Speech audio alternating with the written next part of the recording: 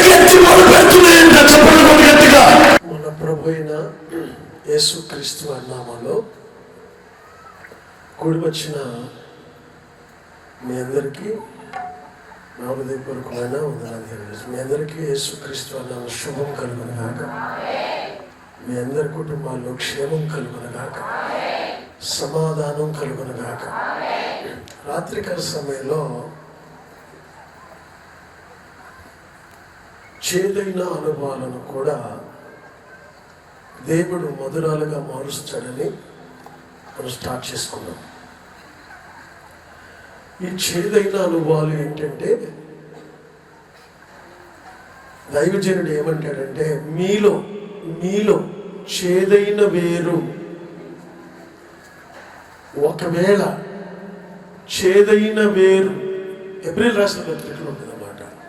12-15 మీలో ఎవడైనను దేవుని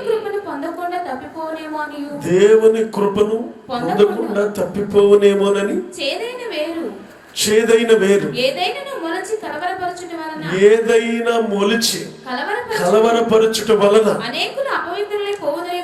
అనేకులు అపవిత్రులైపోదునేమోనని. చాలు. మనం రాత్రికాల సమయంలో ఒక అన్య దేశంలో ఉన్నటువంటి సైన్యాధిపతి, దేవుడంటే తెలియదు, దేవుడన్నా కానీ దాని ప్రజలన్నా కానీ ఒకలాంటి ఫీల్తో ఉన్నాడు ఆయన. వాస్తవానికి ఆ ఇంట్లో పని మనిషి తన భార్యతో చెప్పింది ఏమనంటే, నా యజమాని బాగుపడాలంటే సర్వశక్తిమంతుడైనటువంటి దేవుడు షోమ్రోన్లో ఒక దైవజనుడు ప్రార్థన చేస్తే నా యజమానుడు బాగుపడిపోతాడు. ఎన్నో సంవత్సరాల నుంచి నువ్వు పడుతున్న బాధ, ఎన్నో వైద్యాలు చేశాడంట. అతని గురించి చదువుతారు ఒకసారి. చాలా వైద్యాలు, చాలా డబ్బు ఖర్చు పెట్టాడు. సైన్యాధిపతి కదండి, అతడికి చాలా డబ్బు ఖర్చు పెట్టాడు. రోగం పోలా. చెయ్యాల్సినవి చేశాడు. సిరియా రాజు చెయ్యాల్సినవి చేశాడు. తన ప్రక్కన ఉన్నటువంటి సైన్యాధిపతికి ఎంత ఖర్చు అయినా పర్వాలా, ఈ రోగం పోవాలని చేయాల్సినవన్నీ చేశాడు. పోలా. చేదైన వేరుంటే అది తీసివేయబడ్డానికి రోగాలు కూడా రావచ్చు. ఇప్పుడు తన భార్య ఏమని ఆలోచిస్తుందంటే, సరే ఎవరైతే మనకెందుకు, నీవు బాగుపడి రావాలి అని తన భార్య. ఆమెకి దేవుని గురించి తెలియదు, అసలు దేవుడు అంటే ఎవరో వాళ్ళిద్దరికీ తెలియదు. అయితే ఆమెలో విశ్వాసపు చిగురించింది. తన భర్త వెళ్ళిన తర్వాత వచ్చేటప్పుడు అతడు స్వస్థత పడే వస్తాడు అని విశ్వాసంతో ఉంది. ఇతడేమంటున్నాడు, ఇదిగో ఫలానా చోటకెళ్ళి 7 మునుగులను మునిగితే నువ్వు బాగుపడతావు అని దైవజనుడు చెప్పాడు. ఇతడేమనుకుంటున్నాడు, అతడు దైవజనుడు అయితే అవ్వచ్చు, అందుకు నయమానం కోపం, మిగులు కోపం వచ్చిందంట. ఎందుకో తెలుసా, అతడు సిరియా దేశపు సైన్యాధిపతి, టాప్ పొజిషన్ లో ఉన్నవాడు, హై పొజిషన్ లో ఉన్న ఒక అధిపతి, సైన్యాధిపతి. సిరియా దేశం మొత్తం ఇతని హ్యాండ్బర్లో ఉంది. ఇతడికి ఇవ్వాల్సిన గౌరవం ఇవ్వలేదని బహు చిరాకు పడి కోపగించుకొని ఏం చేశాడు చూద్దాం. తిరిగిపోయి ఇట్లా నేను అతడు అంటే దైవజనుడంట ఈ రథం దగ్గరకు వచ్చి అతనికి దండం పెట్టి యెహోవా నామమున చెయ్యి రోగముతో ఆ కుష్ఠు రోగమున్న చోట ఆడించి కుష్ఠు రోగాన్ని మాన్పునని అనుకుంటున్నాడు ఇతడు. కానీ దైవజనుడు ఏం చేయలే, అసలు వందనాలు చెప్పలా, అతని దగ్గరికి రాలా. ఒక పనివాడితో చెప్తున్నాడు, రథంలో వస్తే వచ్చాడు నయమాను గుర్రములతోను రథములతోను వచ్చాడు. నిలిచి ఉండగా ఎలీషా నీవు యోర్దాను నదికి పోయి 7 మారులు స్నానము చేయుము. చాలు. ఇక్కడ ఇంకా గొప్ప సర్వశక్తిని యొక్క ఉద్దేశం ఏంటంటే, ఆశ్చర్యం ఏంటంటే, ఇప్పుడు యోర్దాను నదిలోనికి వెళ్ళమన్నాడు కదా. యోర్దాను నదిలో ఉన్న నీళ్లు దేవుని సన్నిధిలో జలములంట ఎలుగెత్తి మొరపెడుతున్నాయంట. చప్పట్లు కొట్టి గట్టిగా చదువుదాం, ఆ మాటను చదువుదాం, ఒకసారి చదువుదాం. హబక్కూకు గ్రంథం 3వ అధ్యాయం 10వ వచనం, 3:10. కీర్తనలు 93:3. కంపించును, జలములు ప్రవాహముగా పారును,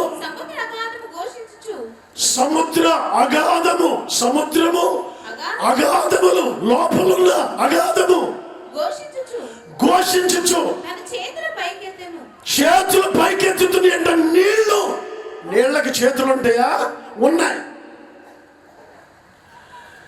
ఆ నీళ్ల మీద నడిచిన వాడు యేసుక్రీస్తు వారు. ఆ నీళ్ళంట ఎలుగెత్తి వరదలు ఎలుగెత్తును.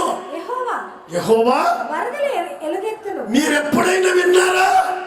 మనకి మనుషుడికి బాధ వస్తే ఎలుగెత్తి ఏడుస్తాం. ఇంట్లో ఎవరైనా హఠాత్తుగా చనిపోతే ఎలుగెత్తి ఏడుస్తాం. బాధ వచ్చినప్పుడు దేవుని సన్నిధికి వచ్చి ఎలుగెత్తి ప్రార్థన చేస్తాం, మనం చేస్తాం. కానీ వాటర్, నీళ్లు దేవుని సన్నిధిలో చేతులు పైకెత్తి ఎలుగెత్తి ఘోష చేస్తున్నాయంట. ఎందుకో తెలుసా? ఈ యోర్దాను నదిలో ఎవడు దిగినా నీ పరలోక రాజ్యానికి రావాలి. చప్పట్లు కొట్టి గట్టిగా దేవునికి స్తోత్రం కలుగును గాక. నదులు దేవుని సన్నిధిలో ప్రార్థన చేస్తున్నాయి. నీళ్లు దేవుని సన్నిధిలో మొరపెడుతున్నాయి. మీరు గమనించాలి, మనుషులు ప్రార్థన వేరు, సృష్టి కూడా మూలుగుతుందంట. ఎందుకు? నీతిమంతుల కోసం, సర్వశక్తిమంతుని యొక్క మహిమను గమనించాలని సృష్టి, సూర్యుడు, చంద్రుడు, నక్షత్రాలు. ఒకసారంట సూర్యుడు ఒక్కసారిగా భయపడిపోయి యేసు క్రీస్తు వారి యొక్క ప్రకాశమానానికి సూర్యుడే ఒక దగ్గర పక్కకి తొలగిపోయాడంట. చప్పట్లు కొట్టి గట్టిగా. హబక్కూకు గ్రంథంలోనే ఉంటుంది ఆ మాట. ఇప్పుడు చదివిన అధ్యాయంలోనే ఉంటుంది. నేను మొన్న చెప్పాను, సూర్యునికి భూమి మీద ఒకవైపే వెలుగునిచ్చే కెపాసిటీ ఉంది. కానీ సూర్యుని వెలిగిస్తూ, చంద్రుని వెలిగిస్తూ, నక్షత్రాలు వెలిగిస్తూ, ఇప్పుడు ఈ లైట్లన్నీ పెట్టామండి. ఎంత పవర్ కావాలో చూడండి. ఈ సిస్టమ్, ఈ లైట్లు కావాలంటే జనరేటర్ మరుగుతూ ఉండాల. దానిలో నుంచి కరెంట్ ఇస్తుంది. మరి ప్రపంచాన్ని వెలిగించే ఆ సూర్యుని వెలిగించే ట్రాన్స్ఫార్మర్. ఒకసారి మీరు ఆలోచించండి. సూర్యచంద్రులు ఆగిపోయారు. ఈ పవర్ చూసి మేము ప్రకటిస్తున్న సర్వశక్తుని యొక్క పవర్, వెలుగు, సర్వశక్తి నడుస్తూ ఉంటే సూర్యుడు చంద్రుడు ఒక్కసారిగా సైడ్ అయిపోయినాయంట. అంత వెలుగు మేము ప్రకటిస్తున్న క్రీస్తులో ఉంది. నీళ్లు మొరపెడుతున్నాయంట. ఏమని? నీళ్లు, యోర్దాను నదిలో ఉన్న నీళ్లు ఏమని మొరపెడుతున్నాయి? ఓ రోజున నదులతో మాట్లాడాడు ఒక ఆయన. ఏమైంది? ఎందుకు మీరు ఇలా ఒడిగిపోతున్నారు?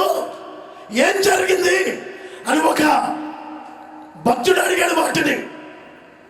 ఏంటి మీలో ఇంత భయం కలిగింది? నదులారా, గుట్టలారా, పర్వతములారా, సముద్రమా ఏమి తటస్థించింది? యోర్దాను సముద్రం భయపడిపోతుంది. సర్వశక్తిమంతుని యొక్క మహిమ ప్రభావాలకి సముద్రం తట్టుకోలేకపోతుందంట. యోర్దాను వెనుకకు మల్లుటకు ఏమి వచ్చింది? ఏమైంది? ఎందుకు ఎదరకొచ్చి పారుతా ఫుల్గా గట్లు నిండా నీళ్లు నిచ్చే నీవు ఒక్కసారిగా వెనకెళ్ళిపోతున్నావు. ఏమైందని అడిగాడు. అప్పుడు అవన్నీ చెప్తున్నాయి. ఇదిగో నీతిమంతులు ఈ దారిని వస్తున్నారు. చప్పట్లు కొట్టి గట్టిగా దేవునికి స్తోత్రం. దేవుని రక్తము చేత కడగబడిన నీతిమంతులను చూసి సృష్టి యావత్తు చప్పట్లు కొడుతుందంటండి.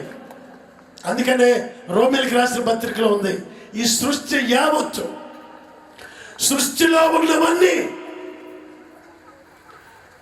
నీతిమంతులు రాక కోసం, దేవుని కుమారుల ప్రత్యక్షత కొరకు, సృష్టి మిగులు ఆశతో తేరుచూచు, దేవుని కుమారుల ప్రత్యక్షత కొరకు సృష్టి. ఈ రోజున మీరు ఇక్కడికి బయలుదేరి వస్తుంటే ఈ సృష్టి అంతా సైలెంట్ అయిపోయింది. చప్పట్లు కొట్టి గట్టిగా దేవునికి స్తోత్రం. వీళ్ళు ఎక్కడికి వెళ్తున్నారంటే సర్వశక్తిమంతుడైన దేవుని సన్నిధికి. వారి భార్య, వారి భర్త, వారి బిడ్డలు బండ్ల మీద, ఆటోల మీద, కార్ల మీద వస్తున్నందుకు విజయవాడ నుంచి ఎక్కడి వరకు సృష్టి యావత్తు వణికిపోతుంది మిమ్మల్ని చూసి. చప్పట్లు కొట్టేయాలి గట్టిగా. Praise the lord. పవర్. సర్వశక్తిమంతులంటే వాటికి భయం. అందుకనే సృష్టి యావత్తు నీతిమంతుల యొక్క రాక కోసం చూసి అవి సంతోషిస్తున్నాయి. నయమాను బాగుపడ్డానికి కారణం ఏంటో తెలుసా? నీళ్లు కూడా నయమాను గురించి మొరపెడుతున్నాయి. ప్రభువా, ఈ కఠినమైన హృదయం మార్చబడాలి, చేదైన వేరు ఏర్లతో సహా పెళ్లగించబడాలి. ఈ వ్యక్తి సిరియా దేశానికి కీలకమైన వాడు. ఇతని వెళ్ళి సిరియా దేశమంతా నీ సర్వశక్తిని గురించి ప్రకటించాలి. చప్పట్లు కొట్టి గట్టిగా దేవునికి స్తోత్రం కలుగును గాక. ఏమండి, యోర్దాను మొరపెడుతుంది. ఇతడు అంటాడు, యోర్దాన్లో మునగటం ఏంటి? మా దేశంలో దమస్కు నదులైన అబనాయులు, పర్పర్లు నదులన్నిటికంటే శ్రేష్టమని కాదా అంటాడు. ఆ నదులు కూడా ఏమని చెప్తాయో తెలుసా? హాయ్, నువ్వు యోర్దాను నదికి పో అంటది ఆ నది కూడా. వీళ్ళకి అర్థం కాక ఆయన అనుకుంటాడు అక్కడి నది అనుకుంటున్నాడు. కానీ యోర్దాను నది అంటే ప్రపంచంలో ఉన్న నదులన్నీ యోర్దాను నదికి నమస్కారం పెట్టాల్సిందే. కారణం ఏంటంటే సర్వశక్తిమంతుడు యోర్దాను నదిలో దిగినట్లు బాప్తిసం తీసుకున్నప్పుడు పరలోకము తెరవబడి పరలోకము నుంచి శక్తి, దేవుని యొక్క శక్తి యేసు క్రీస్తు మీద వారికి నిలబడి ఆ నదులన్నీ చూసేయంట ఆ వెలుగు నా మీదకి వస్తే బాగుండు, నా మీదకి వస్తే బాగుండు అని. కానీ యోర్దాన్ నది ఎంత మొదలుపెట్టిందో చూడండి. సాక్షాత్తు సర్వేశ్వరుడే ఆ నదిలో బాప్తిసం తీసుకున్నాడు. యోర్దాన్ నది అల్లాడిపోయింది అప్పటికే. నా ప్రియమైనటువంటి సహోదరి సహోదరుడా, ఈ యోర్దాన్ నదిలో 7 మునుగులు మునిగాడు. మునుగుకు మునుపు ఎంతో గర్వం, ఎంతో అహంకారం. ఎవరిని దైవ సేవకుడు కూడా మర్యాదగా మాట్లాడే అనుభవాలు కాదు. రాయ్ ఎవరిక్కడ పాస్టర్ అనే మాటలు, గర్వ సంబంధమైన మాటలు, మర్యాద లేని మాటలు మాట్లాడాడు. ఎప్పుడైతే యోర్దాన్ నదిలో 7 మునుగులు మునిగాడో అక్కడ ఒక అద్భుతమైన కార్యం జరిగింది. ఏం జరిగిందంటే అతని గర్వం సంపూర్ణంగా, శరీరాశలు, నేత్రాశలు, జీవపు డంబం, అతనిలో ఉన్న గర్వం సమస్తము కూడా ఆ యోర్దాన్ నది భరించింది. తీసివేయబడిన తర్వాత ఒక్కసారిగా అతడు 7 మునుగులు మునిగి లేచి చూసుకునేసరికి తన శరీరంలో ఎన్ని మార్పులు వచ్చినాయి రాయబడింది చూడండి అన్నమాట. అతడు పోయి దైవజనుడు చెప్పినట్లు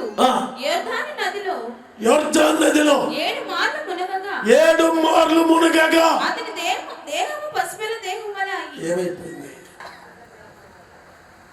బైబిల్లో రాయబడింది అండి, మనకు ఆరోగ్యం రావాలంటే మొట్టమొదటిగా మనల్ని మనం పరీక్షించుకోవాలి. మనకు ఆరోగ్యాలు రావాలంటే మొట్టమొదటిదిగా మనల్ని మనం పరీక్షించుకోవాలి. సామెతల గ్రంథం 3వ అధ్యాయము 8వ వచనం, దేవుని యందు భయభక్తులు కలిగి చెడు నడత విడిచిపెట్టము, అప్పుడు నీ దేహములో ఏ రోగం ఉండదు. చప్పట్ల కొట్టి గట్టిగా దేవునికి స్తోత్రం. మేము ప్రకటిస్తున్న క్రీస్తు యొక్క మాటలు నీ హృదయములో ధరిస్తే, నీ అంతరంగములో ధరిస్తే, ప్రాణాత్మ దేహాలలో వస్త్రంలాగా ధరిస్తే, యెహోవా యందు భయభక్తులు కలిగి చెడు విడిచిపెట్టాలంటే, విడిచిపెడితే మర్మపూరితమైన మాట ఏంటంటే మనలో ఉన్న రోగాలు మళ్ళీ విడిచి వెళ్ళిపోతాయి. ఏంటండి గమనించండి, మనలో ఉన్న రోగాలు, ప్రతి మనిషిలో ఆల్రెడీ రోగం ప్రవేశించేసింది. ఇక్కడున్న మనందరిలో కూడా ఏదో ఒక రోగం మనలో ప్రవేశించేసింది. చివరికి ఆ రోగం ముదిరిపోయి మరణంగా మార్చబడుతుంది. పాపం వల్ల వచ్చే జీతం మరణం. ఈ రోగం ఫస్ట్లో మామూలుగానే ఉంటుంది, మళ్ళీ కదిలించిన నెమ్మదిగా కొండ సిలువు కనుక చుట్టుకుంటా ఉంటుంది. చుట్టుకొని మొత్తం జుట్టు పట్టుకొని తర్వాత పడేస్తుంది. ప్రతి మనుష్యుడు ఈ రోగానికి బలైపోతున్నాడు. తినటానికి మన ఎదుట ఉన్నా తినలేకపోతున్నాం. రోగాలు, క్యాన్సర్లు, షుగర్లు, బీపీలు, జ్వరాలు, విషజ్వరాలు, కనుచూపు తక్కువైపోయింది, తలనొప్పులు ఎక్కువైపోయినాయి. చిన్నపిల్లలకి రోగాలు, పెద్దవాళ్ళకి రోగాలు, ప్రపంచంలో అందరినీ రోగం ఎంటర్ అయిపోయింది మనలో. ఎందుకంటే అది మనం తీసుకెళ్తానికి తయారైపోయింది. అయితే ఇక్కడ రాయబడిన మాట ఏంటంటే, యెహోవా యందు భయభక్తులు కలిగి చెడుతనం విడిచిపెట్టము, అప్పుడు నీ దేహమునకు ఆరోగ్యము, నీ ఎముకలకు సత్తువ కలుగుతుంది. ఒక్కసారిగా తనలో ఉన్న గర్వం అంతా వెళ్ళిపోయింది. యోర్దాన్ నదిలో మునిగిన వెంటనే ఒక్కసారిగా అతని చూపు మారిపోయింది, అతని చరిత్ర మారిపోయింది, అతని జీవితం అంతా మారిపోయింది. అతని శరీరం అంట ఎట్లా ఉందంటండి, పసిపిల్లల వలె అతని దేహం. పసిపిల్ల దేహం పసిపిల్ల ఎంత అందంగా ఉంటుందో అంత అందమైన దేహంగా మార్చబడిందంటండి. నమ్మలేక, ఆ సంతోషాన్ని పట్టలేక ఇప్పుడు అంటున్నాడు, దైవజనుడు ఎక్కడున్నాడు అక్కడికి పోనే రథాన్ని. చప్పట్లు కొట్టి గట్టిగా దేవునికి స్తోత్రం కలుగునుగాక. సర్వశక్తి మంతుడు అయినటువంటి అతనికి దేవునికి సేవ చేస్తున్నటువంటి ఎలీషా ఇప్పుడు అతనికి దైవజనుడు లాగా కనబడుతున్నాడు. తనలో ఉన్న మార తొలగిపోయింది, తన జీవితం ఒక మధురంగా మార్చబడింది. తన బ్రతుకు అసలు ఎంత ఆనందంగా ఆ నీటిలో నుంచి బయటకు వచ్చాడు. వచ్చి దైవజనుడి కోసం ఆయన ఇంటి దగ్గర నిలబడ్డాడు. ఇది విధేయత అంటే, ఇది అతనిలో ఉన్న మార్పు. చేదైన వేర్లు అన్ని కూకటి వేరుతో పెళ్లగించుకున్నాడు. అతని జీవితం మార్చబడింది. అతను ఒక పెద్ద సైన్యాధిపతి. ఇప్పుడు సిరియా దేశం అంతా అతని వైపు చూస్తుంది. సర్వశక్తిమంతుడంట. సిరియా దేశపు సైన్యాధిపతి అక్కడికి వెళ్ళాడు. అతడు బాగుపడి వస్తున్నాడేమోనని సిరియా దేశమంతా నయమాను కోసం ఎదురు చూస్తుంది. సిరియా దేశమంతా, సిరియా దేశపు రాజు, ప్రజలు, ప్రాముఖ్యమైన వారు సిరియా దేశంలో ఉన్న తన భార్య, కుటుంబ సభ్యులంతా ఎదురు చూస్తున్నారు. సర్వశక్తిమంతుడంట యెరూషలేములో ఉన్నాడంట. అక్కడ ఒక సేవకుడు ఉన్నాడంట. ఆ సేవకుడు ప్రార్థన చేస్తే బాగుపడతాడంట. ఒక్కసారిగా బాగుపడిన వెంటనే అతడు దైవజనుడి దగ్గరకు వచ్చాడు. వచ్చి ఏమన్నాడో చూడండి. మొదటి మాట ఏమన్నాడో చూద్దాం. అప్పుడు అతడు తన పరివారంతో కూడా దైవజనుడి దగ్గరికి తిరిగి వచ్చి అతని ముందర నిలిచి చిత్తగించుము. ఇశ్రాయేలులో దేవుడు తప్ప లోకమంతటను మరి ఒక దేవుడు లేడు, మరి యొక్క దైవం లేదు అని అతడు సాక్ష్యం చెప్తున్నాడండి. నా ప్రియమైనటువంటి సహోదరుడా, అంటే నేను అనేది ఏంటంటే, విశ్వాసులు కాదు వీళ్ళు, దేవుని నమ్మినోడు కాదు వీళ్ళు. అసలు దేవుని గురించే తెలియదు ఆ కుటుంబానికి. పేరుంది, ఖ్యాతి ఉంది, అతనికి ఎంత యుద్ధమైన అవలేలుగా గెలిచే శక్తి ఉంది, కానీ ఆరోగ్యం లేదు, రోగంతో బాధపడుతున్నాడు. ఆ ఇంట్లో అక్కడ సంబంధమైన పరిసరాల యొక్క సిద్ధాంతాల్లోనే ఉన్నాడు తప్ప బయటకు వచ్చిన అనుభవాలు లేవు. అతడు అప్పటి వరకు అక్కడ ఉన్నవన్నీ గొప్ప అనుకున్నాడు. ఎప్పుడైతే యోర్దాను నదికి వచ్చి అతడు మునిగాడు, మునిగిన వెంటనే ఇప్పుడు అక్కడ నుంచి అతని పనివారు పరిగెత్తుకుంటూ ఎల్లుంటారు. నాకు తెలిసి,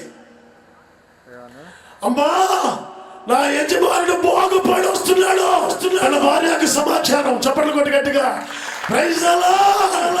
తన భార్యలో ఉన్న విశ్వాసం, తన భార్యలో ఉన్న నమ్మకత్వం, దేవుడు అన్ని దేశంలో ఉన్నటువంటి నయమాను భార్యలు తాకబట్టి నయమాను బాగుపడ్డాడు.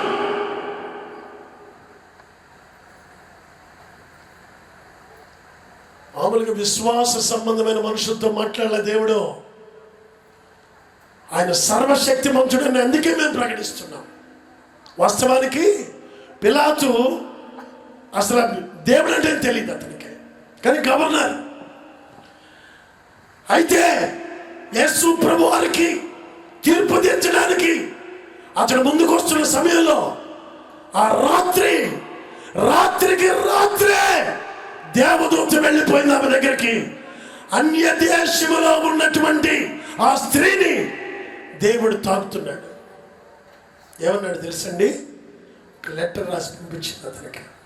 ఏమండి, ఆ నీతిమంతుని జోలికి వెళ్ళొద్దు. గడిచిన రాత్రి ఆయన గూర్చి నేను కలలో మిక్కిలి బాధపడుతున్నని. చూడండి, ఆ పొద్దు ఆయన గురించి చెప్పిందంట. పొద్దు మళ్ళీ అంటారు చూసావు, అద్దు పొద్దు లేదా అని. పొద్దు, సమయం, టైం, రోజు ప్రభు కోసం సిద్ధంగా ఉన్నాయి సువార్త ప్రకటించడానికి. మేము గాని సువార్త ఆపేస్తే కొండరాళ్ళు అరుస్తాయి. చప్పట్లు కొట్టి గట్టిగా దేవునికి స్తోత్రం. మేము గాని సువార్త ఆపితే సృష్టి యావత్తు సర్వశక్తిమంతుని గురించి మారుమోగిపోతుంది. నోరు లేని జీవులు కూడా దేవుని కోసం బలైపోతున్నాయండి. ఒక చెట్టుని మాట్లాడితే ఆ చెట్టు ఏమంటుందంటే, దేవుని ప్రజలను అంటాడు, మానవులు కాదు. చూడండి చూడండి చూడండి. దేవునిని ఆ. మానవులను దేని వలన నరులు సన్మానించుదురు? నరులు దేవుణ్ణి సన్మానించే మనుషులు. ఇది దేవుణ్ణి మానవులను దేని వల్ల నన్ను సన్మానించెదరు. ఈ తైలము వల్ల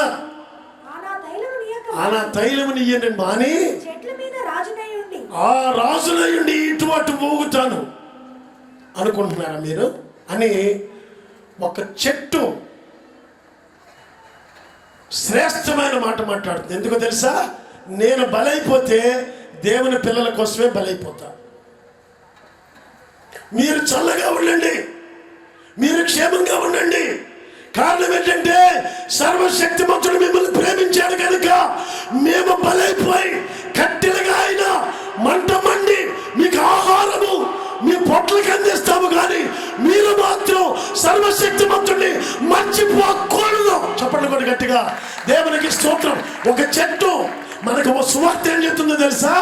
నేను అవసరమైతే నరికి వేయబడి పొయ్యిలో వేయబడి వంట చెరుకుగా మారి మీ కడుపులు నింపడానికి నేను సిద్ధము. కానీ ఒక మాట చెప్తున్నా. ఏం మాట అంటే, మీరు సర్వశక్తిని యొక్క పిల్లలు గనుకనే నేను ప్రాణం పెడుతున్నా మీకోసం. నేను చస్తున్నా, మీరు బ్రతికండి అని చెప్తుంది. చప్పట్లు కొట్టి గట్టిగా హల్లెలూయా. నిజమండి, ఒక చెట్టు దేవుని గురించి అంత విపులంగా చెప్తుంది. కోడి ఏమంటుంది తెలుసా? మేము ఎందుకున్నాం తెలుసా? మిమ్మల్ని బతికించడానికి నేను చచ్చిపోతున్నాను. ఇది కోడి. ఆదివారాలు వస్తే ఎన్ని కోళ్ళు తిరుగుతాయండి. ఆ కోళ్ళని ఏమంటే తెలుసా? ప్రభా, నీవు సర్వశక్తి మంతుడు గనక, ఆకాశంలో నుండి నరుల్ని పరీక్షిస్తున్నావు గనక, నీ పిల్లలు నీతిమంతులు ఉన్నారు గనక, ప్రవక్తలు ఉన్నారు గనక, అపోస్తులు ఉన్నారు గనక, సువార్తికులు ఉన్నారు గనక, ఉపదేశకులు ఉన్నారు గనక, నీతిమంతులు ఉన్నారు గనక, మీ రక్తంతో కడగబడిన వారు ఉన్నారు గనక రేపు ఆదివారం మేము బలైపోతున్నాం ప్రభువుకు చెప్పి అవి ప్రాణం విడిచేటప్పుడు అవి ఏమంటే తెలుసా? మేము ఎందుకు చేస్తున్నామంటే, మీరు సర్వశక్తుని యొక్క పిల్లలు కనుక మీరు క్షేమంగా ఉండాలి, మీరు బ్రతకండి. ఆయన స్తుతించడానికి మీరు బ్రతకాలి. మా స్తుతి ఆయనకి అంత ఇంపైంది కాదు, మీ స్తుతి ఆయనకి ఇంపైంది కనుక మేము చేస్తున్నాం, మీరు బ్రతకండి. చప్పట్లు కొట్టు దేవునికి స్తోత్రం. కోడికున్న జ్ఞానం కూడా లేదు మనకి.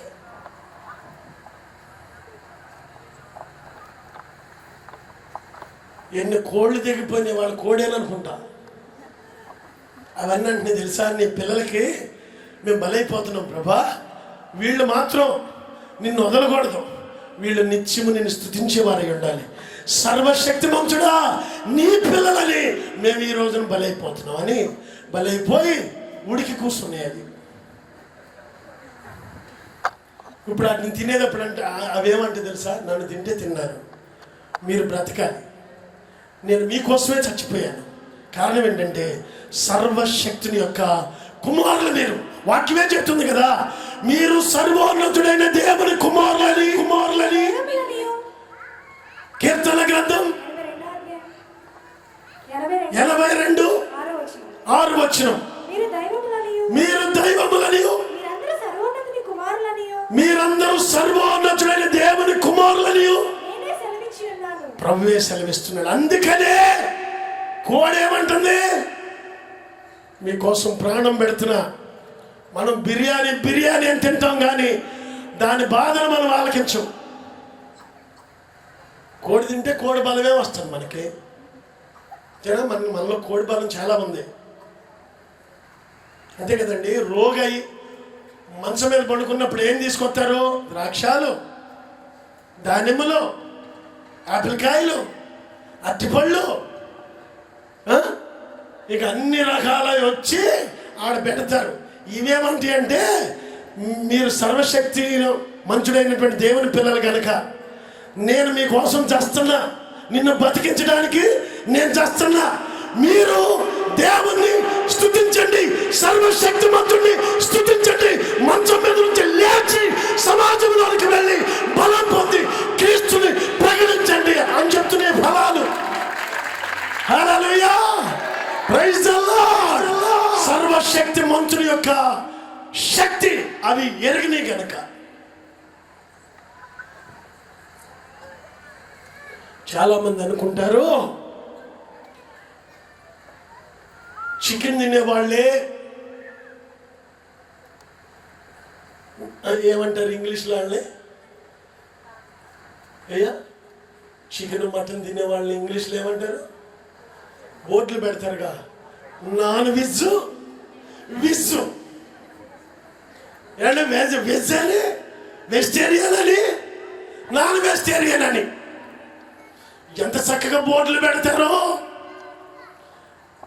చాలా మంది ఏమనుకుంటారు, నేను నాన్ వెజ్ కాదు అనుకుంటారు. మరి కంది చెట్టు ఏమంటుందో తెలుసా? కంది చెట్టులో జీవం ఉంది, కంది చెట్టుకి ప్రాణం ఉంది, అది ప్రాణం పెడుతుంది. నువ్వు ప్రాణాన్ని చంపుకొని తింటున్నావు. ఈ భూలోకములో అందరూ నాన్ వెజ్లే, ఒక్క వెజ్లు కూడా లేను.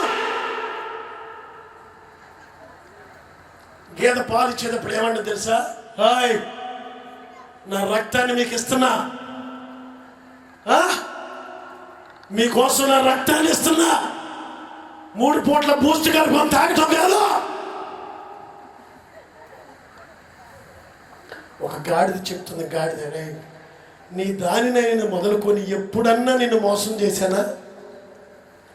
దేవుడు పశువుకు నోరిస్తే మొట్టమొదటి మాటే, పశువు నోరు తెరిచి మాట్లాడుతున్న మాట. ఒకసారి సంఖ్యాకాండంలోకి వెళ్దాం. 22:30 వచనం. అందుకు గాడిద, గాడిద పాలు అమ్ముతాం, గాడిద పాలు అనుకుంటూ వచ్చాడు ఒకడు.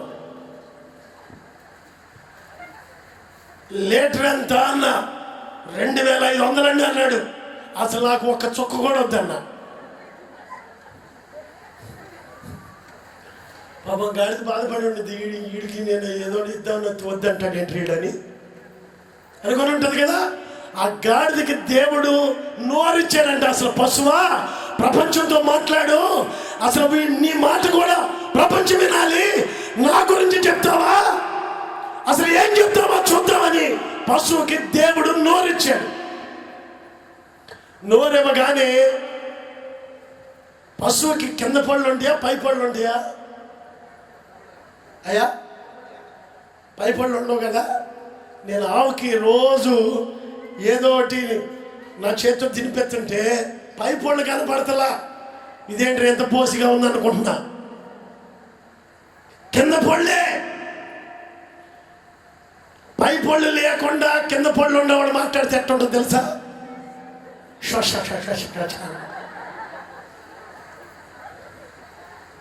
మీరు ట్రై చేయండి, ఇంటికి వెళ్ళి పై ఆపేసండి, కిందాడితో మాట్లాడు అనండి. ఇంటికి వెళ్ళి నిన్ను తన్నపోతే మీ అమ్మ గ్యారంటీ జీవితం మారిపోతే. కానీ పశువుకు నోరిస్తే పశువు స్పష్టంగా మాట్లాడుతుంది. ఏమని తెలుసా? ఇదిగో నీవు చేదైన వేరుతో నీవు జీవితాన్ని నాశనం చేసుకున్నావు. నువ్వు గొప్ప సేవకుడివి. నువ్వు ఆశీర్వదించబడును కాకంటే ఆశీర్వదించబడతాయి ప్రాంతాలు, శపించబడును కాకంటే శపించబడతాయి. దేవుడు అట్టి వరాన్ని ఇచ్చాడు నీకు. నీవెంతో గొప్పవాడివి, అందుకని రాజు నిన్ను పిలుచుకున్నాడు. నీవెంత గొప్పవాడు అంటే పాత నిబంధనలో అటువంటి ప్రవక్త వాస్తవానికి దొరకడు. అంత పవర్ ఉన్నవాడు, అంత పేరున్నవాడు. దేవుడు అతను ఆశీర్వదిస్తే దేవుని కార్యాలకు చోటివ్వకుండా తన ఇష్టానుసారంగా ప్రవర్తించడానికి సిద్ధపడ్డాడు. ఇక దేవుడు చెప్తే వినలేదని గాడిదతో చెప్పిస్తున్నాడు ఆ ప్రవక్తతో. ఆ ప్రవక్త గాడిదని 3 సార్లు కొట్టాడు పాపం. కొడితే బాగా రోదన చేసి యెహోవా ఎలుగెత్తి మూలిగింది, ఒండ్రు పెట్టింది. దాని బాధ ఆకాశానికి చేరింది. అందుకని పశువులు బాధించే వాడిని దేవుడు సహించడు. పశువులు బాధించకూడదు, పశువుని దయతో చూడాలంట. దేవుడు క్షమించడు. వాటిని అంటే ఎట్టబడితేట మేత లేకుండా చంపేసాడనుకో, ముందు అదే శాపం వస్తుంది. ఇది నోరు తెరిచిన వెంటనే జీవము కలిగిన సర్వశక్తిమంతుని గురించి మాట ప్రవర్తన అతనికి తెలియాలని మాట్లాడడం స్టార్ట్ చేసింది. ఏమని స్టార్ట్ చేసింది? అందుకు గాడిద, నేను నీ దానినైనది మొదలుకొని నేటి వరకు నీ భార్య అయినా నిన్ను తిట్టుండొచ్చు, నీ పిల్లలైనా నిన్ను తిట్టుండొచ్చు, నీ చుట్టుపక్కల వాళ్ళు నీ మీద కొనుగుండొచ్చు. నేను నీ దానినైనా మొదలుకొని ఏ రోజైనా నమ్మకత్వాన్ని తప్పానా? యజమానితో మాట్లాడుతుంటే ఆ యజమాని ఎవరిని అదేంటో గాడిద మాట్లాడుతుంది ఏంటని అనుకోట్లా. పాలు తీసేటప్పుడు గేద నీతో మాట్లాడింది అనుకో, అక్కడ ఉంటావా?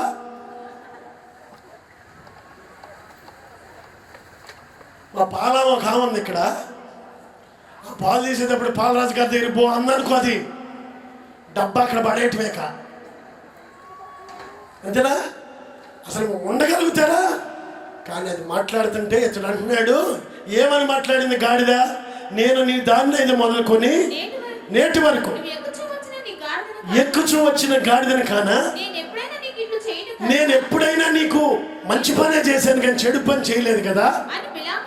బిలాముతో అనగా అతడు లేదన్న, అతడే ఒప్పుకున్నాడు కదా. నువ్వు మంచిదాని అని ఒప్పుకొని మంచిదాన్ని ఎందుకు కొడుతున్నాడు? మళ్ళీ పైగా అంటాడు, కత్తుంటే నిన్ను నరికేసేవాడిని అంటున్నాడు. నిన్ను చంపేదినని గాడితో అనగా గాడిద. అయితేనండి గాడిద ఎందుకు అతన్ని కింద పడేసిందంటే, దేవుని దూత ఎదురుగా ఒక పెద్ద ఖడ్గం పట్టుకొని అతను చంపాలని చూస్తుందంట. ఆ పరలోకంలో నుంచి వచ్చిన దేవదూత యొక్క స్వరూపాన్ని గాడిద చూసింది. ఆ రూపాన్ని చూసి గాడిదకి భయమేసి నా యజమాని నేను కాపాడుకోవాలని అది ఎనకొచ్చి కింద పడేసినందుకు దాన్ని కొట్టాడు. ఇప్పుడు దేవదూత ఏమంటుందో అతనితో మాట్లాడుతుంది. ఇప్పుడు స్పష్టంగా తెలుస్తుంది. చదవండి. యెహోవా దూత, ఇదిగో 3 సార్లు ఎందుకు కొట్టావురా నువ్వు గాడిదని? దేవదూత 3 సార్లు ఎందుకు కొట్టావు? గాడిద అని గాడిదనల్లా. గాడిదే బిలాముని గాడిద అంటుంది. చూసుకోండి, ఇక రివర్స్. మనమేం గాడిద అంటాం, ఆ గాడిద అంటే నువ్వే గాడిద అంటది. ఒక్కొక్క బావి ఉంటుంది, బావిలో ఆ అంటే అది కూడా ఆ అంటది. చూసారా? మీరు గమనించారా? ఒక గుహ దగ్గరికి వెళ్ళి హా అన్నాం అనుకో, అది కూడా హా అంటది. రిటర్న్ వస్తుంది. గాడిద అంటుంది, నీకు నేను నమ్మకత్వంగా ఉంటే నేను పనికి రాకపోయా, అందుకే నన్ను కొట్టామని గాడిద మౌనంగా ఉంది. గాడిద పక్షాన దేవుని దూత మాట్లాడుతుంది. ఏమన్నా తెలుసా? యెహోవా దూత, ఎందుకు కొట్టావు? ఇదిగో.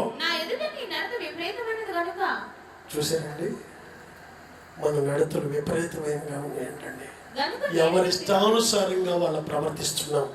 60-70 ఏళ్లలో మన స్వేచ్ఛానుసారంగా బతకమని దేవుడు మనల్ని ఈ లోకానికి పంపలా. సృష్టి అంతా కూడా మనతో చెప్తుంది, నీకు ఆయుష్ చాలా కొద్దిగా ఉంది, ఆయుష్ చాలా కొద్దిది మంది, ఆయుష్ చాలా కొద్దిది మంది. ఏబు గ్రంథం 14వ అధ్యాయంలో ఉంటుంది మన ఆయుష్ గురించి. మొదటి వచనం, స్త్రీ కనిన నరుడు కొద్ది దినములే. మనం బ్రతికేది కొద్ది దినాలే. ఈ దేవదూత ఏమంటుంది తెలుసా? ఇదిగో గాడిద గాని నిన్ను అడ్డుకోకపోతే, నన్ను చూసి పిచ్చోడా, నువ్వు గాడిదను కొడుతున్నావు. గాడిదేమో నిన్ను కాపాడాలని చూస్తుంది, గాడిదనేమో నువ్వు చంపాలని చూస్తున్నావు. గాడిద నిన్ను బ్రతికించాలని చూస్తుంది, గాడిద నువ్వు చంపాలని చూస్తున్నావు. కోడి నిన్ను బ్రతికించాలని చూస్తుంది, కోడిని మనం చంపుకొని వేసేస్తాం. మేక మనల్ని బతికించాలని ఉంటుంది, మేక తెగిపోతుంది. అసలు నువ్వు తినేది ప్రతి వస్తువు కూడా నీతో మాట్లాడుతుంది. ప్రతి వస్తువు నీతో మాట్లాడుతుంది. ప్రతి కాయ, ప్రతి ఫలం, ప్రతి మనుషుడితో ఇవన్నీ మాట్లాడుతున్నాయి. ఎందుకంటే ఇవన్నీ మన కోసమే. మానవుడా, కారణ జన్ముడా, నీ జన్మకు కారణమారే. మానవుడా, కారణ జన్ముడా, నీ జన్మకు కారణమారే.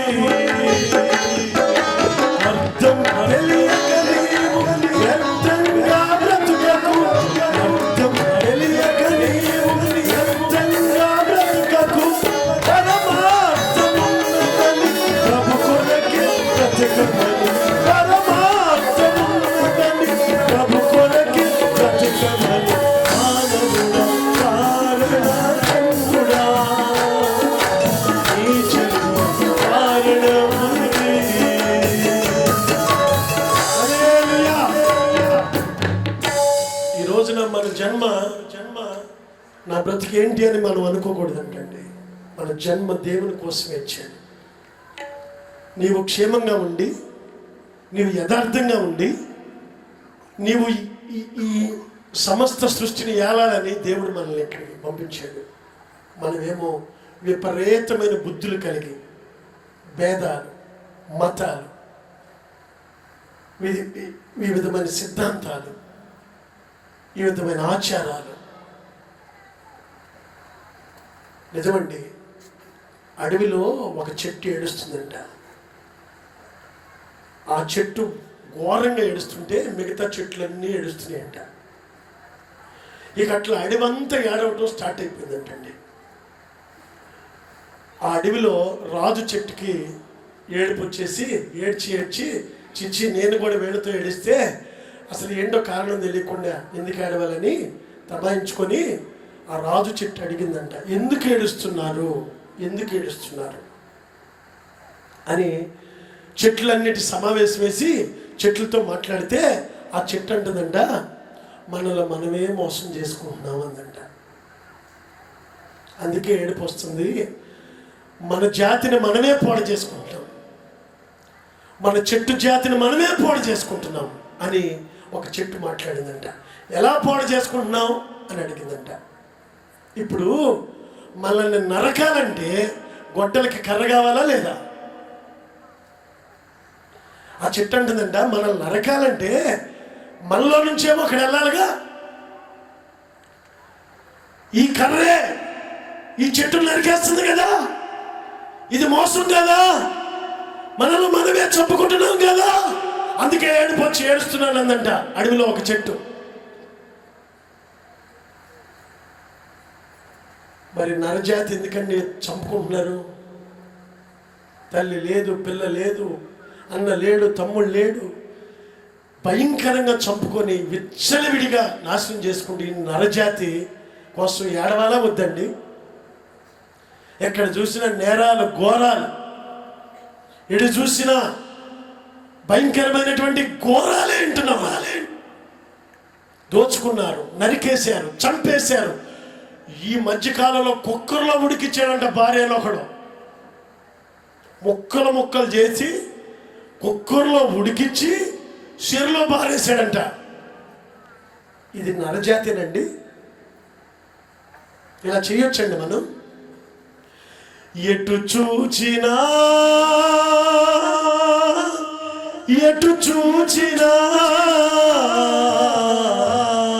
ఎటు చూచినా ఎటు చూచినా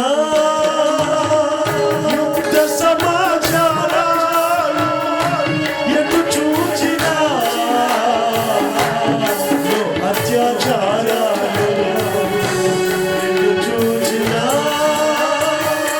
కరువు అమ్మాలు, ఎటు చూచినా అత్యాచారాలు, ఎటు చూచినా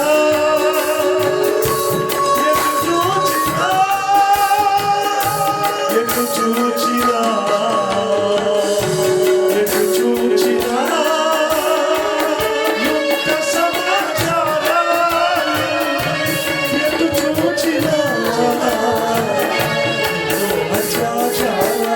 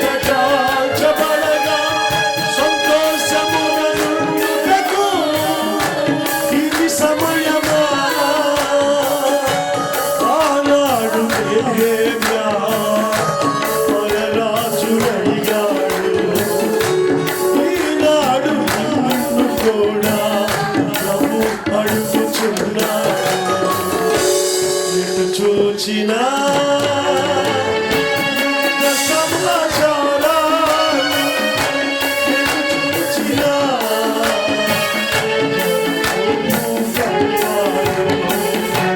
ఎటు చూచినా దోపిడీ దౌర్జన్యాలు, ఎటు చూచినా అత్యాచారాలు. ఓ సోదరా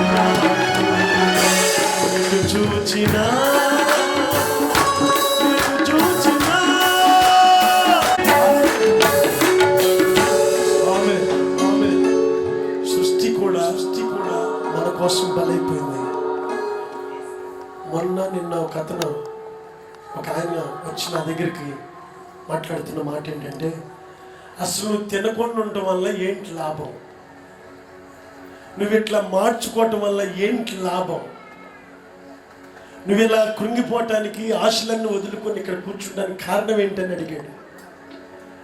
ఒక ఫలం చెప్తుంది కారణం, నేను చచ్చిపోవటానికి నువ్వు బతకటానికి.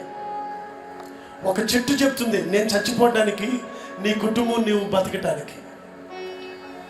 మేము కూడా మమ్మల్ని మేము మా శరీరాన్ని నల్లగొట్టుకునే కారణం ఏంటంటే మీ కుటుంబాలు దేదీప్యమానంగా వెలిగించబడాలని, ఈ ప్రాంతాలు దేదీప్యమానంగా వెలిగించబడాలని, నీ పిల్లలు దేదీప్యమానంగా వెలిగించబడాలని, చీకట్లో నుండి వెలుగులోనికి రావాలని, మరణములో నుండి జీవములోనికి రావాలని, అసత్యములో నుండి సత్యములోనికి రావాలని, సర్వశక్తిమంతుడి నీవు ప్రతి ఒక్కరు గుర్తించాలని.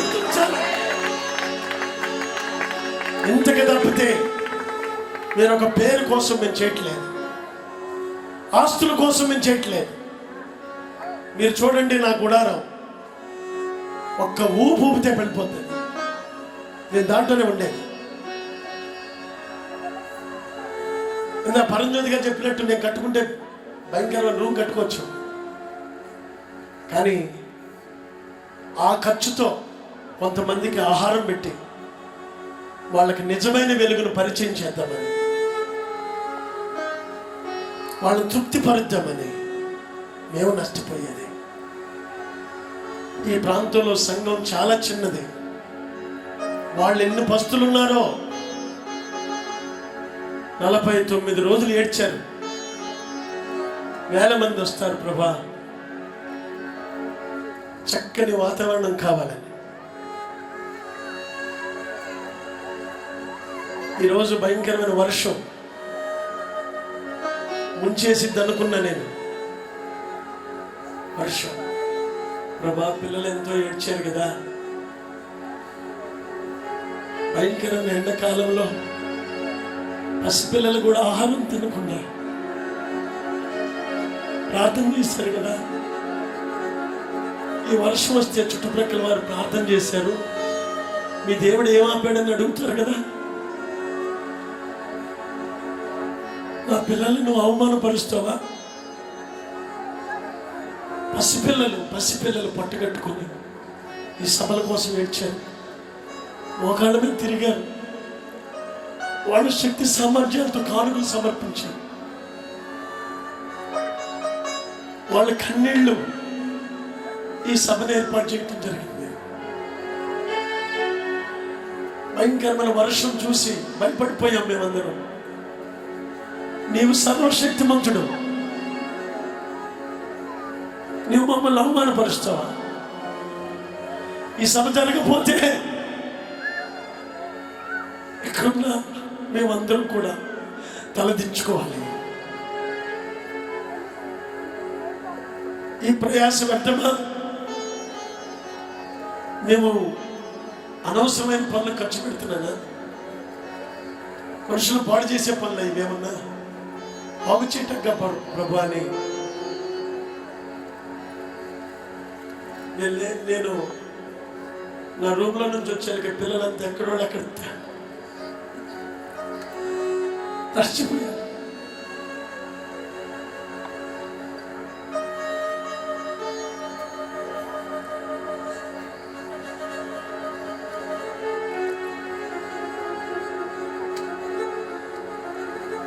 పిల్లలు అట్లా అనాథలుగా తడిచుంటే తండ్రికైనా ఏడిపోస్తుంది.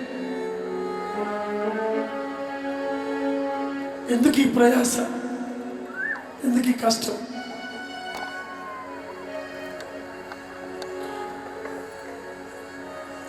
ఎర్రటగ్గిని సైతం లెక్క చేయకుండా పసిపిల్లలు కూడా కడుపు కట్టుకొని ప్రార్థన చేశారు.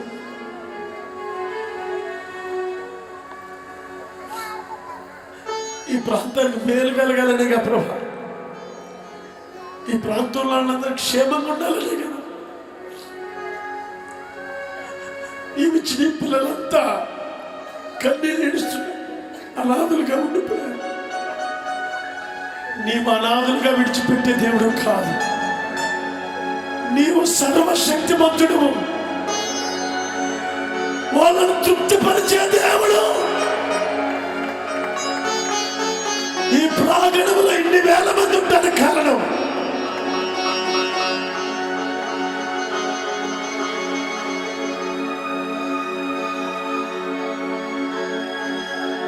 దేవుడు నాకు ఇచ్చిన సంఘమేనండి. వాళ్ళ మొరే నేను ఒట్టివాడిని. ఉదయం లేచిన కాడ నుంచి సాయంత్రం దాకా పొయ్యిల దగ్గర కష్టపడిన వాళ్ళు ఉన్నారు. కుటుంబాల్లో జరగక ఉన్నటువంటి కుటుంబాలు ఇవన్నీ పనులు మానేసి సేవకుడు చెప్పిందే యథార్థమని వాళ్ళు కడుపు కట్టుకొని వస్తే ఈ తుఫాన్ ఏంటి ప్రభా అని కన్నీళ్ళు వచ్చాయి. అందుకని ఈ రోజున ప్రభువుని కనపరచాలని నేనే మైకి తీసుకున్నాను. ఫస్ట్ నుంచి నేనే మైపరచాలి, కనపరచాలి.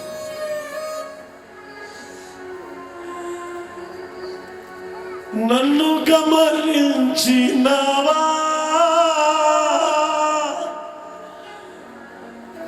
మమ్ము గమనించినావా. మీరు చేసిన ప్రార్థనే ఈ రోజున ఎంత సభ జరిగింది. చాలా చిన్న సంఘం, చాలా చిన్న సంఘం అండి. వాళ్ళ ప్రయాస వ్యర్థం కాల, వారి కన్నీళ్లు నాట్యంగా మార్చబడ్డాయి.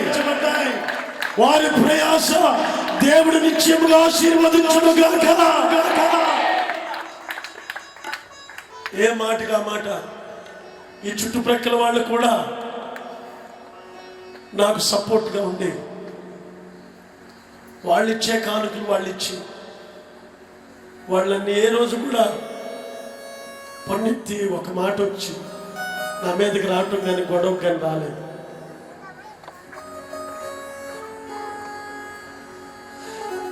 ఈ గ్రామంలో ఎవరైనా గౌరవంగా పలకరిస్తూ ఉంటారు.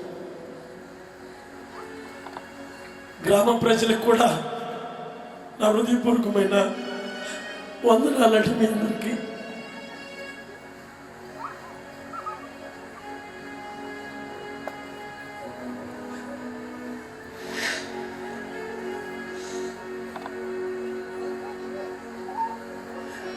ఎన్నిక లేని మమ్మల్ని మీరు గౌరవించిన దాన్ని బట్టి మీకు ఎంతో రుణపడి ఉన్నాం.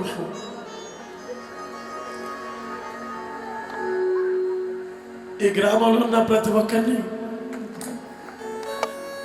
సర్వశక్తిమంతుడైన యేసు ప్రభువు మీ కుటుంబాలన్నీ వెలిగించడానికే మేము నిత్యము ప్రార్థన చేసేది, మీ క్షేమం కోసమే.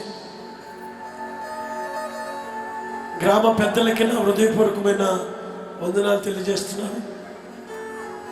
గ్రామంలో నలుదిశల నుంచి వచ్చిన వారందరికీ హృదయపూర్వకమైన వందనాలు తెలియజేస్తున్నాను.